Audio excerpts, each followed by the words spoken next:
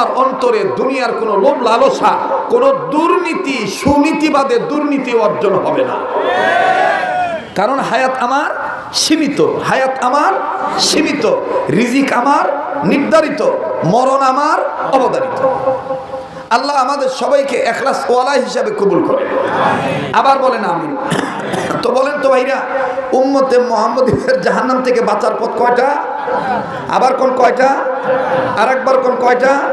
চারটা। কি কি? নাম্বার 1 আলেম হওয়া, নাম্বার 1 আলেম হওয়া, নাম্বার 2 আলেমের ছাত্র হওয়া, নাম্বার 2 আলেমের ছাত্র হওয়া, নাম্বার 3 আলেমের কথা শোনা, নাম্বার 4 আলেমকে মহব্বত করা। আবার বলেন, উম্মতে মুহাম্মদীদের জাহান্নাম থেকে বাঁচার পথ কয়টা? চারটা। নাম্বার 1 আলেম হওয়া, নাম্বার 2 আলেমের ছাত্র হওয়া। এখন আপনারা বলেন, জাহান্নামের আগুন থেকে ইমানদার বান্দা হিসাবে নিজের বাঁচতে হবে, অপরকে বাঁচাইতে হবে, নির্দেশ কার? আল্লাহর নামটা মুখ ভরে নেন না, বলেন না কার? আল্লাহর। এটা কোরআনে আছে না নাই? আল্লাহ সূরাতুত তাহরিমের 6 নম্বর আয়াত নাযিল করার মাধ্যমে গোটা জাতিদের মধ্যে যারা ইমানি দৌলত অর্জন করছে তাদেরকে আল্লাহ ডেকে বললেন, ইয়া আইয়ুহাল্লাযীনা আমানু কু আনফুসাকুম ওয়া আহলিকুম নারা।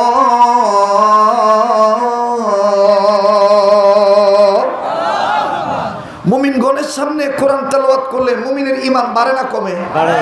তো যাদের ঈমান বাড়ে তাদের জবান দিয়ে আল্লাহু আকবার আসতে হয় না জোরে হয়? আপনারা মানে দুপুরে খান নাই না? বা খাইছেন? একটু জোরে বলেন না আল্লাহু আকবার। আচ্ছা, মুমিনগণের সামনে আল্লাহ ঈমানের কোরআন তেলাওয়াত করলে ঈমান বৃদ্ধি পায়, এ কথাটা কার?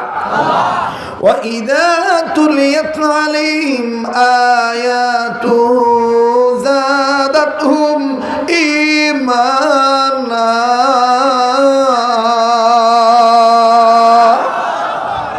খুব খেয়াল করে শুনবেন, দিলের কান লাগায় শুনেন।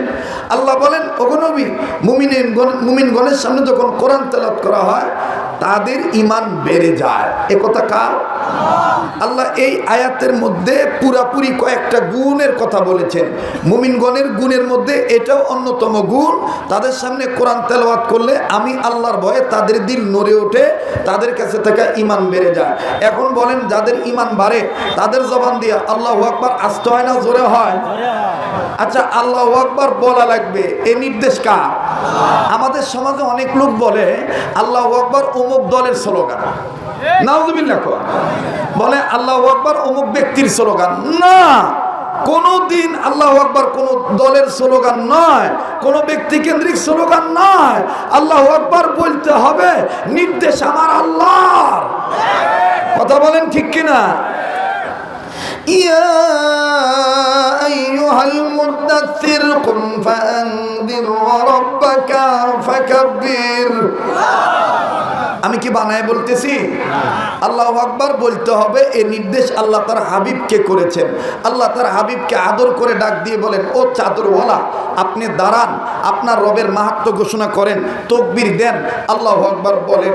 তো যেখানে আল্লাহ তার নবীকে তাকবীর দিতে বললেন, এখন আমাদের সমাজে কেউ যদি বলে নারায়ে তাকবীর আল্লাহু আকবার স্লোগান দেওয়া যাবে না, বলা যাবে না, আমরা তাদেরকে বলে দিতে চাই, আমার এই মাতৃভূমি বাংলাদেশে এই 56,000 বর্গ কিলোমিটার এরিয়ার মধ্যে এখানে ওলি আল্লাহ সাহিত্য আছে, এখানে মাদ্রাসা মসজিদ আছে, এখানে ইসলামী আন্দোলন করনে ওয়ালা কর্মী আছে। এই দেশে অতীতে আল্লাহু আকবার আওয়াজ ছিল, বর্তমান আল্লাহু আকবার আওয়াজ আছে, ভবিষ্যতে আল্লাহু আকবার আওয়াজ থাকবে। কারো ভালো লাগলে লাগুক, না লাগলে না লাগুক।